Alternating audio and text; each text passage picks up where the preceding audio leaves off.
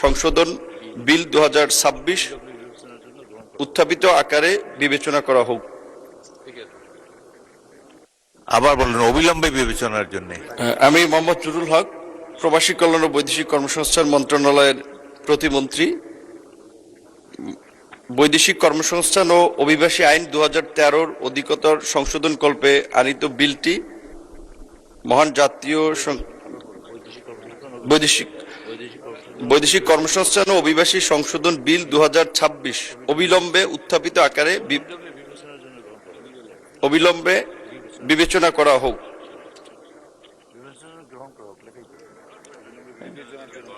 আবার বলেন। আমি মোহাম্মদ জুরুল হক, প্রবাসী কল্যাণ ও বৈদেশিক কর্মসংস্থান মন্ত্রণালয়ের প্রতিমন্ত্রী।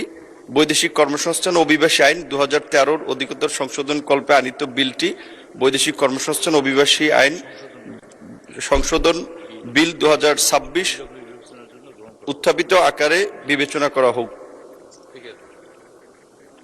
আবার বলেন, অবিলম্বে বিবেচনার জন্য। আবার উত্থাপন করুন। হ্যাঁ, আমি মোহাম্মদ জুরুল হক, প্রবাসী কল্যাণ ও বৈদেশিক কর্মসংস্থান মন্ত্রণালয়ের প্রতিমন্ত্রী। বৈদেশিক কর্মসংস্থান ও অভিবাসী আইন 2013 অধিকতর সংশোধন কল্পে আনিত বিলটি বৈদেশিক কর্মসংস্থান অভিবাসী সংশোধন বিল 2026 অবিলম্বে